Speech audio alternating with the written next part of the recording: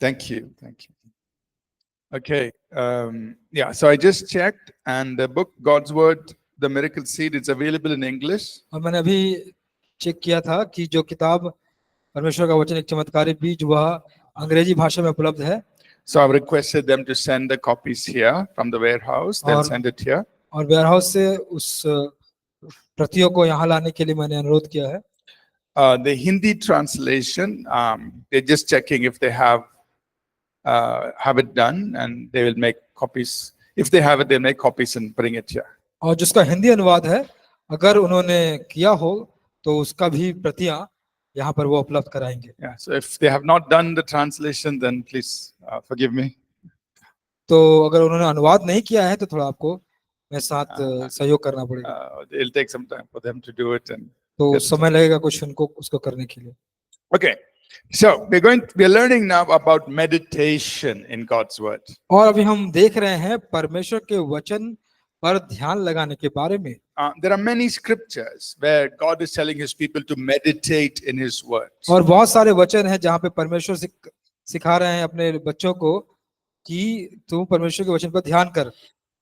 And when we study the meaning of the Hebrew words for meditation, और जब हम इब्रानियों भाषा जो मनन के बारे में है उसको जब समझने की कोशिश करते हैं, it teaches us three things. और वह हमको तीन बातों को सिखाता है। So here's how they used to meditate in the word of God in Bible times. और बाइबल के समय में यहाँ किस प्रकार वह वचन को ध्यान करते थे, वो इस प्रकार है। I'm not saying that we should do it the same way. We just want to understand what they did. तो मैं ये नहीं कह रहा हूँ कि हमको ऐसा ही करना चाहिए, लेकिन हम समझना चाहते हैं कि वे क्या करते थे। So they would have the scriptures written, say, in a piece of paper or something in front of them. और जो धर्मशास्त्र होता था वह उनके हाथों में कागज के टुकड़े पर लिखा होता था। They'll wear a shawl, like a prayer shawl. और एक प्रार्थना का जो ओढ़नी होता है ना, ओढ़ना, वो ओढ़ते थे to cut out all distractions. कि सारे जो बातों को जो उनका ध्यान हटा सके उससे बचे रहने के लिए। They'd usually rock back and forth. और फिर वे ऐसे आगे पीछे हिलते थे। And they'll recite the scriptures. और फिर वे वचन को ऐसे ध्यान करते थे। So their mind, everything is focused on that word. कि जो उनका मन था वो उस वचन पे केंद्रित रहता था। For example, उदाहरण के रूप में, if imagine I'm wearing a prayer shawl. जैसे आप कल्पना कीजिए कि अगर मैं प्रार्थना का जो ओढ़ना ओढ़ा हुआ हूँ, I have my eyes closed. मेरे आंख बंद है, and I recite a psalm. और फिर मैं एक भजन को उच्चारण कर रहा हूँ, उसको बोल रहा हूँ। And I say, Lord is my shepherd. मैं कहता हूँ यहोवा मेरा चरवाहा है। I will not be in want. मुझे किसी बात की घटी ना होगी। He makes me to lie down in green pastures. वो हमें हरियाली में, हरी हरी चराइयों में मुझे चराता है, मुझे लिटाता है। He leads me beside the still waters. और मुझे वो नदियों के सामने वह लाने के लिए मुझे खड़ा करता है। He restores my soul. वह मेरे प्राण, वो मेरे जी में जी ले आता है। And he leads me in the paths of righteousness. और धर्म के मार्ग में मेरी अगुवाई करता है। So, and I do this over and over again. और मैं इसको बार बार कर रहा हूँ। I am saying the word. मैं वचन को बोल रहा हूँ। In my mind, I'm thinking about these words. और मेरे मन में इन वचनों के बारे में सोच रहा हूँ। What does it mean to me? या मेरे लिए इसका मतलब क्या है? I'm not just saying it. मैं इसको सिर्फ बोल नहीं रहा हूँ, but I'm thinking, what do these words mean to me? तो मैं ये सोच रहा हूँ कि जो वचन है या जो शब्द हैं मेरे लिए क्या मायने रखते हैं। What does it mean that God is restoring my soul? He restores my soul. और इसका मतलब क्या होता है कि जो परमेश्वर मेरे जी में जी ले आता है। And in my imagination, और मेरी कल्पना में I'm imagining two things. मैं दो चीजों की कल्पना कर रहा हूँ। I'm imagining, the sheep going by the green pastures. और मैं देख रहा हूँ कि एक भेड़ा वह हरी हरी चराइयों में जा रहा है। They're drinking by the still waters. और वह नदियों के सामने जाकर उससे झरनों से पी रहे हैं। But at the same time, I'm thinking, what does that mean to me? तो मैं सोच रहा हूं कि उसका जो अर्थ है मेरे लिए क्या है। And I might go over this again and again. और मैं इसको बार बार सोच रहा हूं। So that is meditation in God's word. तो वही है ध्यान लगाना परमेश्वर के वचन में। So there are three things involved. तो यहाँ पे तीन चीज मुख्य बातें हैं परमेश्वर के वचन में। I will say it in English. I don't know if it's easy to translate, Pastor. मैं इसको इंग्लिश में कहूंगा, But अगर हिंदी में आसान करना, in English, अनुवाद करना आसान है के लिए मैं नहीं जानता। first word is contemplation. और पहला जो शब्द है वो है मनन करना या ध्यान लगाना ही। Contemplation. कॉन्टेम्पलेशन का मतलब है मनन करना। Second, दूसरा, there is visualization. और किसी बात के चित्र को अपने मनों में देखना। That means you're seeing it in your imagination. कि आप अपने कल्पना में उस बात को आप देख रहे हैं, Visualization. उसको चित्रण कर रहे हैं। Third, तीसरा, there is confession or declaration. या अंगीकार करना, घोषणा करना, To say it with your mouth. अपने मुंह से बात करना, बताना। So meditation involves these three things. तो मनन जो है ये तीन बातों को दर्शाता है। There is contemplation, एक बात है जो ध्यान लगाना या मनन करना, there is visualization, फिर कल्पना करना, चित्रण करना, and there is confession. और फिर उसको स्वीकार करके उसकी घोषणा करना। So when I'm meditating, example in Psalm 1, तो जैसे कि अगर उदाहरण के लिए अगर मैं भजन संहिता 1 पर ध्यान कर रहा हूँ, sometimes I can meditate in just one phrase for 15, 20 minutes, half an hour. तो मैं कभी कभी एक ही वाक्य पे 15 मिनट, आधे घंटे तक मैं ध्यान कर सकता हूँ। The Lord is my shepherd. यहोवा मेरा चरवाहा है। So close your eyes, you think. अपना So आप let आंखें us बंद, try it now. अरे इसको अभी हम करेंगे, ठीक है। But don't go to sleep. अब सोइए मत। I say close your eyes, you're like, मैंने कहा कि आप सो जाए, फिर आप खर्राटे मार रहे हैं। no, नहीं, ऐसा नहीं, you have to meditate. हमको मनन करना है, Okay? ठीक है। That means you're thinking about it. आप उसके बारे में सोच रहे हैं, What does it mean? इसका मतलब क्या होता है। God is my shepherd. परमेश्वर मेरा चरवाहा है। वो meaning क्या है? What is the meaning of that? God is my shepherd. यहोवा मेरा चरवाहा है। So you contemplate, you think. आप ध्यान लगाइए, सोचिए उस पर। Then you picture in your mind. फिर अपने मन में उस दृश्य को देखिए। You think about a shepherd who's taking sheep outside in the, somewhere in the green grass. आप ऐसा सोचिए कि कोई चरवाहा अपने भेड़ों को किसी हरी हरी चराइयों में चरा रहा है। God is like that to me. परमेश्वर मेरे लिए वैसा ही है। So then you think, what does that mean for me today? तो उसका मतलब क्या होता है मेरे लिए आज के दिनों में। Then you say with your mouth, और फिर अपने मुंह से आप कहिए, God, you are my shepherd. परमेश्वर आप मेरे चरवाहे हैं। Thank you, Lord. धन्यवाद परमेश्वर। The Lord is my shepherd. यहोवा मेरा चरवाहा है। We'll try. कोशिश करेंगे। Okay, next few minutes. और कुछ मिनट के लिए Let us all meditate. आइए हम सब ध्यान करेंगे। Psalm 23. Bhajan Samhita 23। If you don't know Psalm 23, you can turn in your Bible. अगर आप नहीं जानते भजन संहिता 23 को, तो अपने बाइबलों को आप So खोलिए। we will all turn to Psalm 23. और हम लोग सब भजन संहिता 23 पर अपना ध्यान लगाएंगे। And you meditate. You can keep it open if you want. अगर आप चाहते हैं तो उसको आप खुले रख सकते हैं। And with your eyes open, you are reading. और अपने आंख खोल के आप उसको पढ़ रहे हैं। But I want you to think about it. लेकिन मैं चाहता हूं कि आप उसके बारे में सोचिए। Don't be in a hurry. Psalm 23, Psalm finish, close Bible. No. आप जल्दी मत रहिए। साहब भजन संहिता 23 उसको पढ़ के बस बंद कर दीजिए, ऐसा नहीं। Sometimes you may read only that first phrase. और कभी कभी तो आप सिर्फ वह पहला जो वाक्य है उसको ही पढ़ सकते And हैं, you're meditating on it. और फिर उस पर आप ध्यान लगाते हैं। Okay? ठीक है, Let us all do it. 5 minutes. आइए हम 5 मिनट के लिए उसको करेंगे। The Lord is my shepherd. यहोवा मेरा चरवाहा है। Go ahead. Just meditate. सिर्फ मनन कीजिए। Those of you online, you can do it in your home. जो ऑनलाइन में है आप अपने घरों में इसे कर सकते हैं। and just meditate. Few minutes, 5 minutes, just few minutes. 5 minute के लिए इस पर ध्यान लगाइए।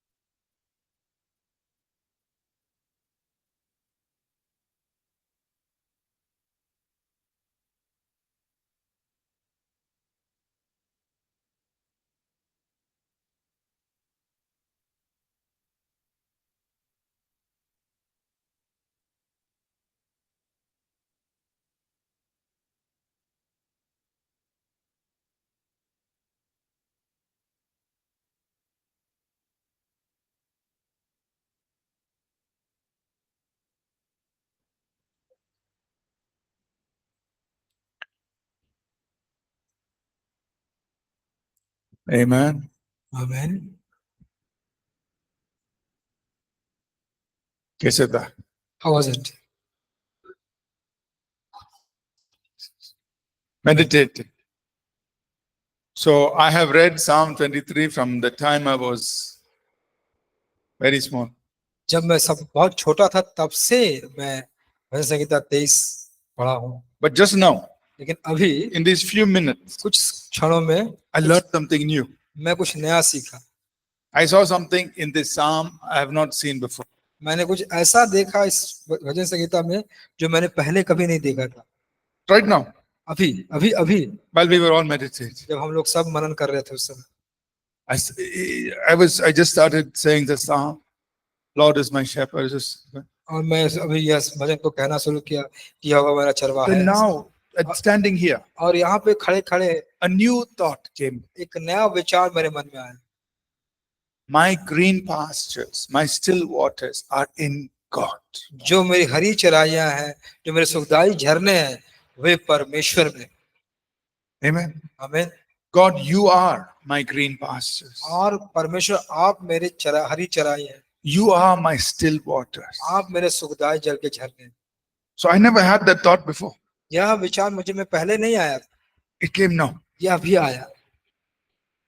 So what am I saying?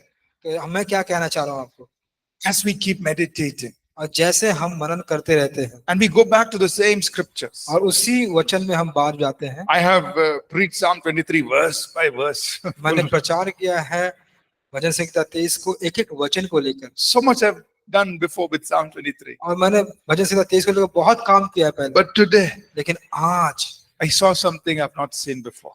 जो मैंने पहले नहीं देखा था उसको अभी देखा है, For me. मेरे लिए। Amen? आमीन।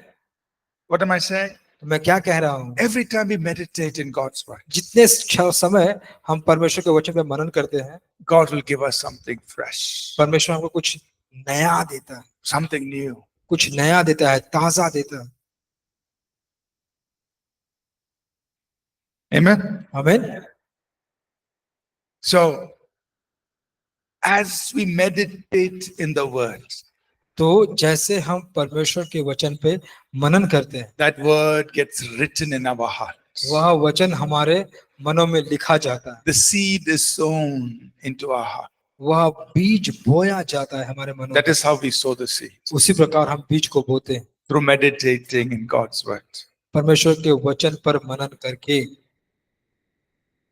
ठीक है, You understanding? समझ गए आप?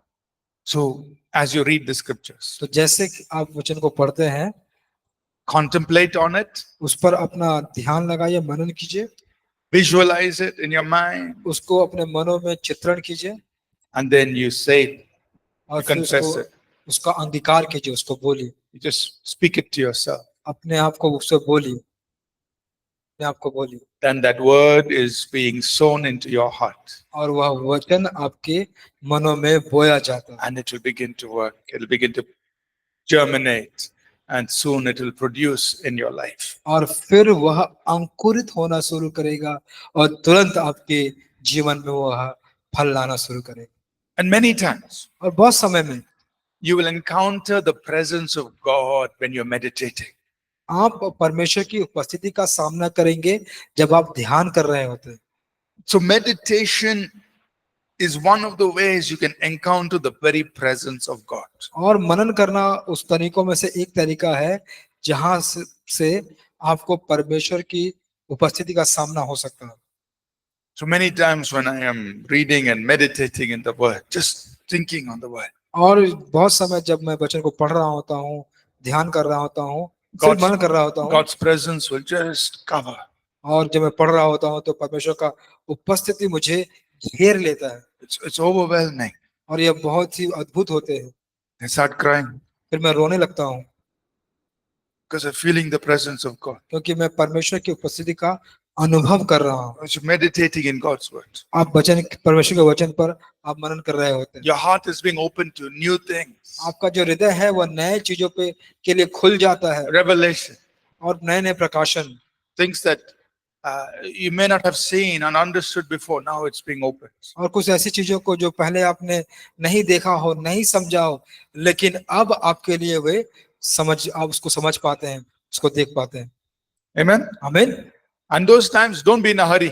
तो उन समयों में आप जल्दीबाजी मत कीजिए। God, I haven't finished reading the chapter. Please excuse me and quickly I have to read. अब ऐसा मत कीजिए कि परमेश्वर को पढ़ना है तो जल्दी आप पढ़ें, मुझे क्षमा करें परमेश्वर से करके। No, नहीं, just stay there. वहां पे आप रहें, Stay on that verse उस वचन पर रहें, बने रहें, and just soak in what God is speaking. और जो परमेश्वर आपसे बात कर रहे हैं उसमें आप समा जाएं। I'll give one example. मैं आपको एक उदाहरण देता हूँ। Once as I was reading my Bible, एक बार जब मैं अपने बाइबल को पढ़ रहा था, I had to start the Gospel of Mark. और मुझे मरकुस का जो सुसमाचार है उसको शुरू करना था, So I turned to Gospel of Mark और फिर मैंने मरकुस का जो सुसमाचार है उसको पलटा, and I read verse 1. और फिर मैंने पहला वचन पढ़ा, The beginning of the Gospel of Jesus Christ, और the Son of God. प्रभु यीशु मसीह के सुसमाचार का जो परमेश्वर का पुत्र है उसका आरंभ। I just read that one verse और मैं सिर्फ वह वचन को पढ़ा, and suddenly अचानक से the presence of God just came. परमेश्वर का उपस्थिति मेरे ऊपर आया, And I began to think about the Son of God. और फिर मैं परमेश्वर के पुत्र के बारे में सोचना शुरू कर दिया। What does this mean? इसका मतलब क्या होता है? Son of God. परमेश्वर का पुत्र। This gospel is about the Son of God. ये जो सुसमाचार है या परमेश्वर के पुत्र के बारे में For the next half an hour, पूरे आधे घंटे, maybe more, और मैं और सीख देख रहा हूँ just overwhelmed by the presence of God. और परमेश्वर के उपस्थिति से मैं डूब And गया। in my mind, मेरे मन में I was thinking about the Son of God. मैं इस परमेश्वर के पुत्र के बारे में सोच रहा था। Who was he before time began? और समय के शुरू होने से पहले वह कौन था? What happened in through time, before time began? और समय की शुरुआत के पहले क्या हुआ था? So in my mind, मेरे मन में I was trying to picture all this. और मैं इस बातों को चित्रण कर रहा हूँ And I was just overwhelmed by the presence of God. और जो परमेश्वर की उपस्थिति में मैं बहुत And डूब गया था different insights and revelation began to come. और अनेक अनेक प्रकार के प्रकाशन वे शुरू हो गए आने के लिए। Half an hour went. आधे घंटे चले गए Okay, I have to go. और फिर मैंने कहा कि अब तो मुझे So I जाना closed my पड़ेगा। Bible. मैंने अपने बाइबल को बंद किया। Next day morning, फिर सुबह दूसरे opened दिन, my Bible. अगले दिन मैंने अपना बाइबल खोला। Mark chapter 1 verse 1. पहला मरकुस का पहला अध्याय पहला वचन। Same thing happens. मरकुस का पहला अध्याय उसका पहला वचन वही बात हुआ। So like that, उसी प्रकार for about 3 or 4 days, लगभग 3 और 4 दिनों तक I read only one verse. मैं सिर्फ एक ही वचन पढ़ा। Somebody asked me, how much of Bible you read? कोई अगर पूछा कि कितना बाइबल तुम पढ़े हो, I only read one verse. मैंने कहा सिर्फ एक ही वर्ष पढ़ा हूँ। 4 days, 4 दिन only one verse, एक ही वचन, only one verse. सिर्फ एक। But लेकिन each time हर एक समय I was meditating मैं ध्यान कर रहा था and revelation was opening और वो प्रकाशन वह खुल रहे and थे God's presence was overwhelming me. और परमेश्वर का जो उपस्थिति था वह And it was बहुत like this for 3, बहुत महान 4 था। days. और ऐसा 3-4 दिन तक था। It's okay. ये ठीक है, It is not how much you read. कितना पढ़े उसकी बात नहीं हो रही है। It is good to read everything, ये सही अच्छी बात है कि आप सब कुछ पढ़ लें, but we have to meditate. लेकिन हमको उस पर मनन भी करना है। We have to encounter God. हमको परमेश्वर से मिलना है। Are you understand? आप समझ रहे हैं ना? So that's the point. तो वही विशेष बात है। And I remember that year, when Christmas time came, और मैं याद करता हूँ जब उस समय जब क्रिसमस का समय आया I think it was December of 2019, और 2019 का दिसंबर की बात है, I preached the whole message. मैं पूरा जो संदेश है उसको प्रचार किया, The Son of God. परमेश्वर का पुत्र। But that message came लेकिन जब वह संदेश आया through those days of meditation वह उन दिनों के ध्यान लगाने के कारण आया, in Mark chapter 1 verse 1. जो मरकुस अध्याय 1 का पहला वचन। Amen? आमीन। So, try to practice that. तो आप उसका अभ्यास करने की कोशिश कीजिए। Amen? आमीन। In addition to meditation, we're going to learn how to study the Word of God. और फिर उसी के साथ हम देखेंगे कि कैसे परमेश्वर के वचन को पढ़ना है। Now let's go to chapter 2. आइए हम अध्याय 2 में जाएंगे। On page number 4 in English, and I don't know, in Hindi it's page. जी, और इंग्लिश में 5-4 है और जो This is हिंदी है, handling God's Word. जी परमेश्वर के वचन का जी अध्याय 2 का जो पन्ना है, Yeah, it is here. This is. परमेश्वर के वचन का प्रयोग करना, यह 5वें पन्ने पे है। Okay? ठीक है। So, now we'll get into how do we handle the Word of God. तो हम परमेश्वर का वचन का प्रयोग कैसे करते हैं उस पे आते हैं। Now, I don't know how we're going to translate these words into Hindi, but in English we talk about hermeneutics. और इसको हम लोग व्याख्या विज्ञान hermeneutics कहते हैं अंग्रेजी में, हिंदी में व्याख्या विज्ञान कहते हैं। That means how do we study and interpret the Word of God? इसका मतलब होता है कि कैसे हम परमेश्वर का वचन पढ़ते हैं और उसका व्याख्या करते हैं, अर्थ बताते हैं। Exegesis, that means to understand the scripture in its original context of history and culture and literary. That's exegesis. और एक्सेजीसिस का मतलब होता है टीका करना। इसका मतलब होता है कि किस प्रकार हम परमेश्वर के वचन के ऐतिहासिक साहित्यिक संबंधों को या उस पर की बातों को संदर्भों को हम देखते हैं। Yeah, so just keep that in mind. It's not very important. आप उसको अपने मन में रखिए, वो बहुत ज्यादा जरूरी नहीं है। But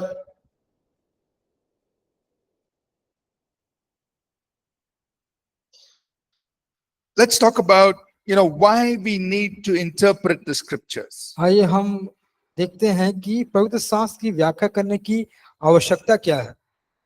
Acts chapter 8, प्रेरितों के काम अध्याय 8 verses 27 to 35. उसका 27 से लेकर 25 तक। Let's read that. आइए Acts 8, आइए इसको पढ़ेंगे।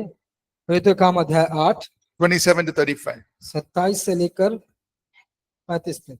वह उठकर चल दिया और देखो क्रूस देश का एक मनुष्य आ रहा था जो खोजा और कूशियों की रानी कंदाके का मंत्री और खजांची था। वह आराधना करने को यरूशलेम आया था। वह अपने रथ पर बैठा हुआ था और यशायाह भविष्यद्वक्ता की पुस्तक पढ़ता हुआ लौट जा रहा था। तब आत्मा ने फिलिप्पुस से कहा, निकट जाकर इस रथ के साथ हो ले।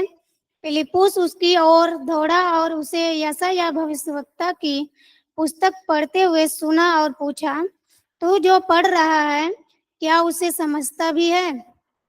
उसने कहा, जब तक कोई मुझे ना समझाए तो मैं कैसे समझूं? और उसने फिलिप्पुस से विनती की वह चढ़कर उसके पास बैठे।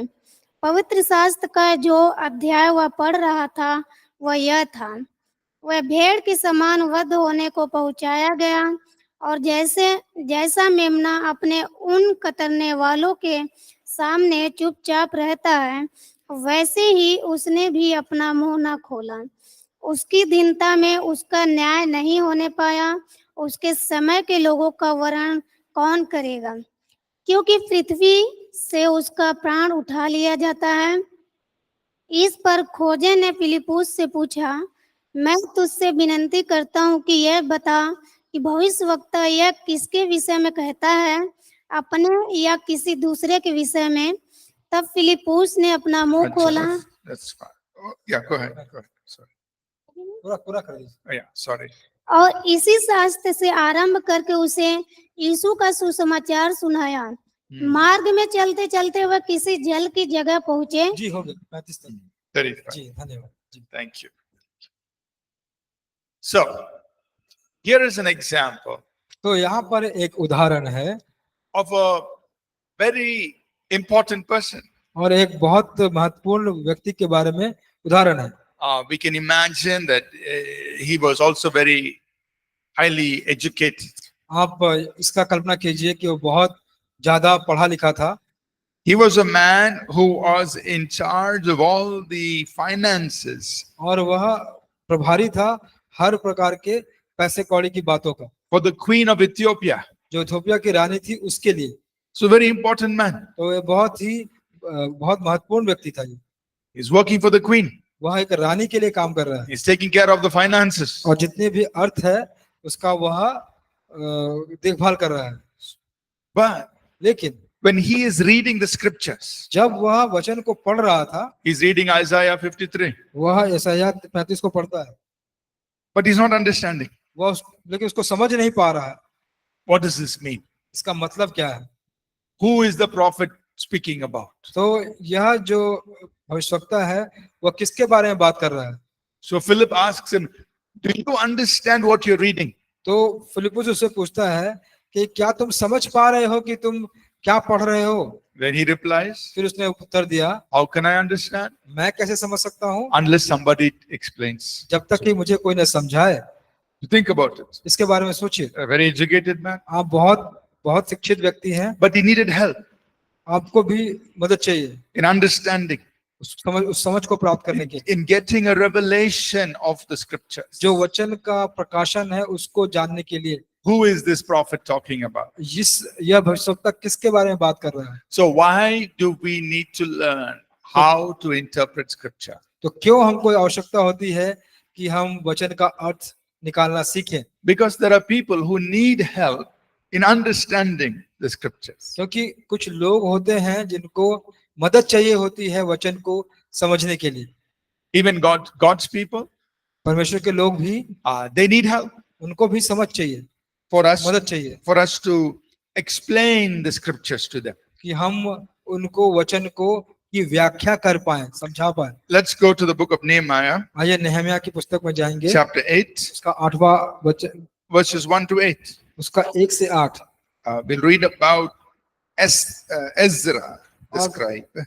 और हम इज़रा के बारे में सीखते हैं। So, Nehemiah chapter 8, नेहम्याह उसका 8वां अध्याय,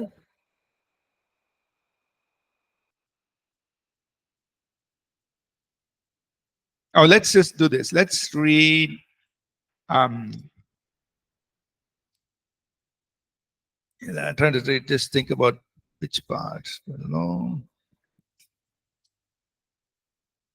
Let's read verse 3. Ezra chapter 8, verse 3. आइए हम इज़रा Oh, sorry, Nehemiah. नेहम्याह Nehemiah chapter 8, verse 3. I'm उसका sorry. नेहम्याह उसका 8वां अध्याय, उसका 3रा वचन, आइए इसको पढ़ेंगे। वह उसकी बातें भोर से दोपहर तक उस चौक के सामने जो जल फाटक के सामने था, क्या स्त्री क्या पुरुष और सब समझने वालों को पढ़कर सुनाता रहा, और लोग व्यवस्था की पुस्तक पर कान लगाए रहे। And then also let us read verse 8, please. और 8 वचन भी कृपया पढ़िए। उन्होंने परमेश्वर की व्यवस्था की पुस्तक से पढ़कर अर्थ समझा दिया, और लोगों ने पाठ को समझ लिया। Here's an example where the word of God is being read to the people. और यहाँ पर यह उदाहरण है जहाँ पे परमेश्वर का वचन लोगों के लिए पढ़ा जा रहा है, And the people were listening to the word of God. और जो लोग हैं वह परमेश्वर के वचन को सुन रहे थे। But लेकिन Ezra did something more.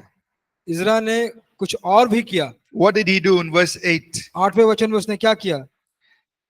He read very clearly from the book of the law, वह स्पष्ट रीति से वह परमेश्वर की व्यवस्था से पढ़ा, and he gave the sense and helped the people understand the reading. और उसने लोगों को ज्ञान दिया, और वो जो पढ़ रहे थे उसका मतलब भी समझाया। Right? So he is explaining the meaning तो उसका जो अर्थ है वो भी समझा रहा है, of the word of God to the people. जो परमेश्वर का वचन है लोगों के लिए। So he just didn't read it for them, वह सिर्फ उनके लिए सिर्फ पढ़ा ही नहीं, but he's explaining वह समझा भी रहा है। what is this meaning, what is the meaning of God's word. तो यह परमेश्वर के वचन का मतलब क्या है वह समझा रहा है। But Ezra prepared himself to do this. और इज़रा ने अपने आप को ऐसा करने के लिए तैयार किया। So he was a priest वह एक याजक था, and he studied the word of God. और उसने परमेश्वर का वचन को वह सीखा था। And after he studied the word of God, और उसके सीखने के बाद he was able to explain it to the people, तो वह योग्य बना कि लोगों को वह समझा सके, make it very plain, very clear, so that people could understand. उनके लिए बहुत साफ, बहुत स्पष्ट बनाए कि लोग उसको समझ पाए। Amen. आमीन। So that is our responsibility. तो वो हमारी जिम्मेदारी है। We must study हमको सीखना है so that we can explain the meaning ताकि हम अर्थ को समझा सके of God's word. परमेश्वर के वचन का। So let's talk now in page 5 English, the challenge in biblical interpretation. और जो चुनौतियां हैं बाइबल की व्याख्या में, उसके बारे में पन्ने 6 पर 6 नंबर पेज पर लिखा हुआ है। The challenge. जो चुनौतियां हैं, What are the difficulties we face? तो किस प्रकार की कठिनाइयों को हम सामना करते हैं। There is a spiritual gap. तो वहां पर एक आत्मिक खाली स्थान है। That means these are spiritual experiences or things that God revealed to people way back in time. तो ये सारे जो बातें हैं जो परमेश्वर ने अपने लोगों को बताए या दिखाए बहुत पहले, समय के बहुत पहले, And they had this spiritual experience. और उनको वह आत्मिक अनुभव हुआ था। But here we are today, sitting here in Bangalore, आज हम यहाँ पर हैं बेंगलोर में बैठे हुए, we are not having that same spiritual experience तो हमको वह आत्मिक अनुभव नहीं होता है as a prophet or somebody who wrote the scriptures was having. और जैसा कि उन नबियों को या भविष्यवक्ताओं को वह अनुभव होता था जब वे लिखते थे या पढ़ते थे। For example, उदाहरण के रूप में the Apostle Paul, जैसे पौलुस प्रेरित, he wrote many of the epistles. वह बहुत सारे पत्रों को लिखा, How did he receive it? तो उसको वह ज्ञान प्राप्त कैसे हुआ? Paul says, I received from the Lord. वो कहता है Jesus. कि मैं प्रभु यीशु से प्राप्त किया। Paul said, I was caught up into the heavens and I heard things. और वो कहता है कि मुझे स्वर्ग में उठाया गया और मैं उन बातों को सुना। So Paul had his spiritual experience through which he received revelation. तो पौलुस का वह आत्मिक जो प्रकाशन था जिसके द्वारा वह नई बातों को प्रकाशन को जान पाता था, And then he wrote it down और फिर वो उसको लिखा, in all these epistles. वो सारे पत्रों को लिखा। You and I are reading the epistles, आप और हम उन पत्रों को पढ़ते हैं, but we are not in that spiritual experience that Paul had. और हम उस आत्मिक अनुभव में नहीं होते हैं जो पौलुस को हुआ था When he received that revelation. जब वह उस प्रकाशन को प्राप्त किया। So there is a gap, तो वहां पर एक खाली स्थान है, because Paul was having a spiritual experience when God was revealing these things to him. क्योंकि पौलुस को वह आत्मिक अनुभव हो रहे थे कि परमेश्वर उन सारी बातों को उस पर होने दे रहा था, उसको दिखा रहा था। So that's one thing. एक पहली बात है। Second, दूसरी बात, there's a time gap. वहां पर एक समय का अंतराल होता है, So we are living in different times. और हम लोग अलग समय में रह रहे हैं। Those people were there in Bible times many thousands of years ago. और बहुत सारे हजार सालों के पहले कुछ लोग वो लोग रहते थे। Life was very different then than what it is today. जीवन बहुत अलग था उसकी अपेक्षा में जो आज है। There's a geographical gap. और कुछ भौगोलिक अंतराल भी होते हैं। Many of these things that are recorded for us in the Bible took place in other parts of the world. और बहुत सारे ये सारी बातें जो हमारे लिए बाइबल में बताई गई है या हुआ है अलग संसार के या पृथ्वी के अलग भागों में। We are living in a different part of the world. और हम संसार के अलग भाग में भी रह रहे हैं। There's a cultural gap. कुछ सांस्कृतिक अंतराल है, There's a language gap कुछ भाषा के अंतराल है, and a literary gap. That means how we speak in that language also is different. और उस भाषा में हम कैसे बात करते हैं यानी साहित्यिक खालिस्तान या अंतराल भी है। The Old Testament was written in Hebrew. और जो पुराना नियम है वह इब्रानियों की भाषा में लिखा गया था। Some parts of Daniel were written in Aramaic. और दानियल का कुछ भाग अरबिक भाषा में लिखा गया था। New Testament was written in Greek. और नया नियम यूनानी भाषा में लिखा गया था। So how those writers wrote is very different from how we speak English or Hindi or any of our languages. और वे जो लेखक उनको कैसे लिखे वह बहुत अंतर करता है जब आज हम अंग्रेजी या हिंदी या कोई अन्य भाषा बोलते हैं, उससे बहुत भिन्न होता है। So there are all these differences. और बहुत सारे अंतर हैं। So when we read the scriptures, तो जब हम वचन को पढ़ते हैं we need to keep this in mind. तो हमको यह मन में रखने की जरूरत है। And we want to interpret the text of the scripture in its original context. That means as the Holy Spirit gave to the person who was writing. तो हम जब उस वचन को पढ़ते हैं तो वह उसी संदर्भ में जब वो लिखा गया था उसी माने में उसको पढ़ते हैं। For example, उदाहरण के रूप में suppose I make a statement. मैंने मान लीजिए एक बात रखी, I'm feeling tired. मैं थका हुआ महसूस कर रहा हूँ। Just this example. सिर्फ उदाहरण, Suppose I say, सिर्फ उदाहरण है। हाँ, I'm feeling tired. एक व्यक्ति कहता है कि मैं थका महसूस कर रहा हूँ। So if I say right now, I am feeling tired. अगर मैं अभी कहूँ कि मैं थका महसूस कर रहा हूँ, There is a context. तो to वहाँ एक this. संदर्भ है। You can't just take the statement. Oh, he said he's feeling tired. That means he climbed a mountain and came. तो आप ये नहीं कह सकते हैं कि वो यह थका हुआ महसूस कर रहा है, इसका मतलब है कि वह पहाड़ पर चढ़ा है और आया है। Or he went running for 5 kilometers. That's why he's feeling tired. और या कह दे कि वह 5 किलोमीटर दौड़ रहा था इसलिए वह थका हुआ है। No, there's a context. तो वहां पे उस बात का कोई संदर्भ होना चाहिए। What is the context? तो वह जो संदर्भ है वो क्या है, When was it said? इसको कब कहा गया था, What happened? What were the situations around which this statement was made? क्या हुआ था, और वह किस परिस्थिति में उस समय की अवस्था क्या थी कि यह बात को रखी गई थी। Oh, this statement was made by this man. वो अच्छा, यह जो बात इस व्यक्ति के द्वारा कहा गया था, He was a pastor. वो एक पास्टर था। So Sunday very busy from 7 o'clock to I don't know till 4 o'clock. और सुबह बहुत, संडे को बहुत बिजी रहते हैं, सुबह 7 से लेकर 4 बजे तक। He had a busy day. उसका बहुत व्यस्त दिन गुजरा। Next day, अगले दिन he was in the Bible college. वो बाइबल कॉलेज में था He had to speak 3 lectures. और उसको 3 प्रशिक्षण देने थे। In that context, उस संदर्भ में he said he is feeling tired. तो उसने कहा कि वह थकावट महसूस कर रहा है। Example. उदाहरण दे रहा हूँ। So there's a context to that. तो किसी बात का एक संदर्भ होता है। If you don't understand what was happening around, आप जब समझ जाते हैं कि वहां पे क्या हो रहा था, then this statement could be interpreted in any way. तो यह जो वाक्य बात रखी गई उसको किसी प्रकार से अर्थ निकाला जा सकता है। So suppose somebody says, जैसे मान लीजिए कोई कहता है, oh, he went and climbed a mountain, that's why he said he's feeling tired. ओ उसने पहाड़ पे चढ़ा इसलिए उसने कहा कि वह थका महसूस कर रहा है। How do you know? You ask him. तो आप कहेंगे तुम कैसे जानते हो? Oh, it was given to me by revelation.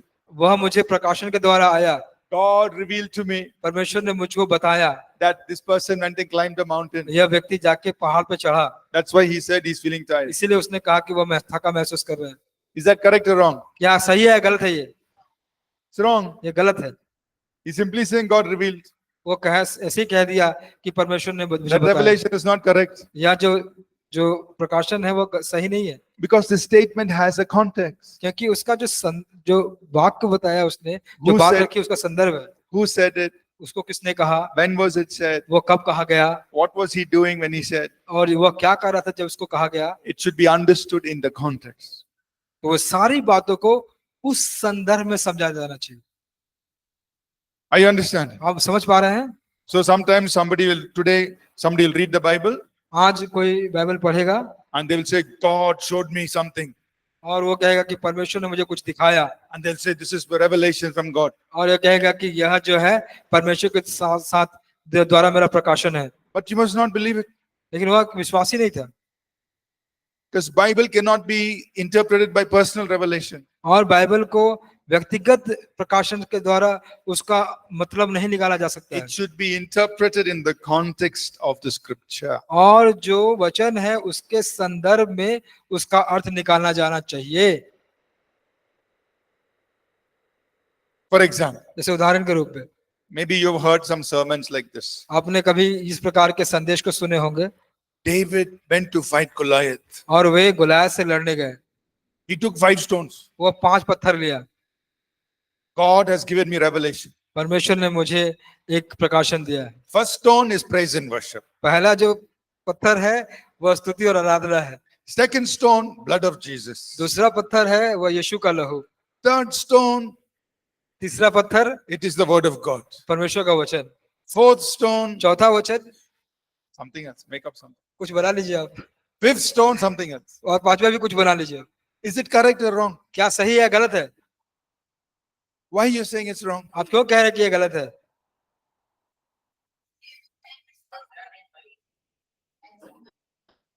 Because क्योंकि in the original context, जो ओरिजिनल संदर्भ है, when David went and picked the stones, और जब दाऊद गया और इस पत्थर को उठाया, was he thinking, this is blood of Jesus. क्या वो सोच रहा है कि ये यीशु का लहू है, This is praise and worship. ये स्तुति और Yes, आराधना है? coming. ऐसा नहीं सोच रहा था वो। Was he thinking that? ऐसा सोच रहा था? No, नहीं, just finding 5 stones, उसने सिर्फ 5 पत्थर को उठाया which he can use in the sling. जो वो गुलेल में इस्तेमाल कर सकता है, It should fit in his sling. और जो उस गुलेल में इस्तेमाल कर सकता है जो फिट आ जाए। So he just picked 5 smooth stones. और वो 5 अच्छे पत्थरों को उठाया, That's all. बस उतना ही किया उसने, Because he's going to fight Goliath. क्योंकि वह गुलाय से लड़ने वाला था। But somebody will say, no, God gave me revelation. अगर कोई कहेगा कि परमेश्वर ने मुझे वह ज्ञान या प्रकाशन दिया है, But that is not right. लेकिन वो तो सही नहीं है, You don't have to accept it उसको आप ग्रहण मत करें, because it is not in line with the original context. क्योंकि वह जो ओरिजिनल जो वचन है उसमें वह सामंजस्य नहीं रखता है। That is wrong interpretation of वह the scripture. वह जो असली वचन है उस पे सामंजस्य नहीं रखता है, इसलिए वह गलत अर्थ निकालना है। Now it is true लेकिन यह सही बात है that we can praise and worship God, कि हम परमेश्वर की स्तुति और आराधना कर सकते हैं, and that is a weapon against the enemy. और वह शत्रु के खिलाफ एक हथियार है। It is true that the word of God, we can use the word of God और यह सही है कि हम परमेश्वर का वचन इस्तेमाल कर सकते हैं as a weapon against the enemy. वह शत्रु के खिलाफ एक हथियार की तरह, But to take that and put it here, और उसको लेके यहाँ पे रखना, when David going to face Goliath, जब दाऊद गोलियत से लड़ने जा रहा था, that is not the original meaning of the text. तो उसका जो सही मतलब है वो नहीं है उस वचन का। You understand? आप समझे? नहीं समझे? नहीं समझे? Nice. So, when David picked up the 5 stones, जब दाऊद ने 5 पत्थर उठाया what did he take? तो वो क्या लिया?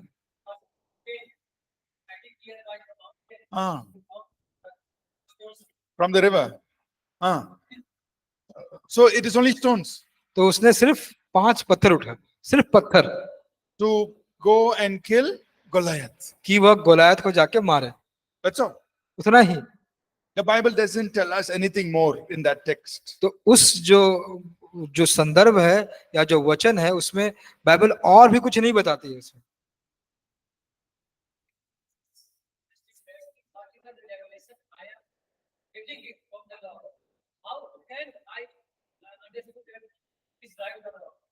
Just recently, I see that I shared with my son person when Jesus was giving 2 cookies and 5 bread to everyone. So why only 12 were being full of the world? So I got the revelation that there was 12 disciples. So he was saying that he was only 12 disciples. So we are also disciples. So Jesus wants to give us full of things. All the disciples, like 12 disciples. I got this revelation. I said to someone that, so how can we expect that this is my revelation? Okay. So every revelation has to be tested by the word of God. तो जितना भी आपको प्रकाशन मिलता है उसको परमेश्वर के वचन के द्वारा जांचना चाहिए। Okay. So the one rule that we will learn, और उसको भी हम सीखेंगे, every scripture must be interpreted in the light of the rest of scripture. जो हर एक जो वचन है उसको अर्थ निकालना चाहिए बाकी जो वचन है उसके अनुसार। So every scripture प्रत्येक वचन must be interpreted उसको अर्थ निकालना चाहिए in the या light of the rest of scripture. जो बाकी बचे हुए वचन है उसके साथ। आप समझ रहे हैं? So let us say together. तो आइए हम सब कहेंगे, Every scripture प्रत्येक must be interpreted in the light of the rest of scripture. तो प्रत्येक वचन का अर्थ निकालना जाना चाहिए बाकी वचनों के साथ। Okay. That means we don't take one verse and use it just by itself. तो इसका मतलब ये नहीं कि सिर्फ हम एक वचन लेते हैं और बस उसको ऐसे ही इस्तेमाल कर लेते हैं। Now, what does this mean in the light of the rest of scripture? और इसका मतलब क्या होता है जो बाकी वचन है उसके प्रकाशन में, उसके प्रकाश में। So, in your example, तो जैसे आपके उदाहरण में, so each of the disciples had one big basket to take with them. और उसने चुना एक विषय कि एक चेला एक टोकरी ले जाए। Yeah, so the Lord blessed each one of his disciples. हाँ, परमेश्वर ने हर एक शिष्य को, प्रत्येक शिष्य को आशीष किया। So it is all right to say that God wants to bless us also. तो यह सही है कहना कि परमेश्वर हमें भी आशीषित करना चाहते हैं। That means you're drawing and inference. So you're using that as illustration to teach us something about the nature of God. That's fine. That's not wrong. तो आप इस्तेमाल कर रहे हैं उस बात को दिखाने के लिए जो परमेश्वर का स्वभाव है, तो यह सही है, उसमें कुछ गलत बात नहीं है। But when we assign a meaning to the text that is not in the original text, that becomes wrong. और लेकिन अगर हम किसी वचन का मतलब खुद देते हैं जो वचन में नहीं है, वो गलत है, That is wrong. वो गलत है। So for example, I'll just say this and then we'll go for our break. मैं इसे कहूंगा, फिर अपने ब्रेक के लिए हम जाएंगे। In the passage that we read about David picking the 5 stones, तो उस पंक्तियों में जहां पर हम देखते हैं कि दाऊद वह पत्थरों को उठाता है, and also nowhere else in the rest of the Bible, और जो बाकी बाइबल में कहीं पर भी नहीं, we don't see the Bible saying first stone was praise and worship, second stone was blood of Jesus, third stone, we don't see that. तो हम नहीं देखते कहीं भी वचन में उसके अलावा कि पहला जो पत्थर था वो प्रार्थना था, प्रशंसा था, दूसरा पत्थर यीशु का लहू था, और इस प्रकार की, तो हम कहीं नहीं देखते इसे। So when we assign a meaning to each stone like that, then we are doing something that is not in the scriptures. तो अगर मान लीजिए उन प्रत्येक पत्थरों का मतलब हम लोग खुद बना के डालते हैं, इसका मतलब है कि वह वचन में नहीं है, So that is wrong. तो ये गलत है। Okay? ठीक है, We'll learn more about these things. Let's take a break and come back. हम लोग इसके बारे में और सीखेंगे। चलिए एक ब्रेक लेके वापस आएंगे।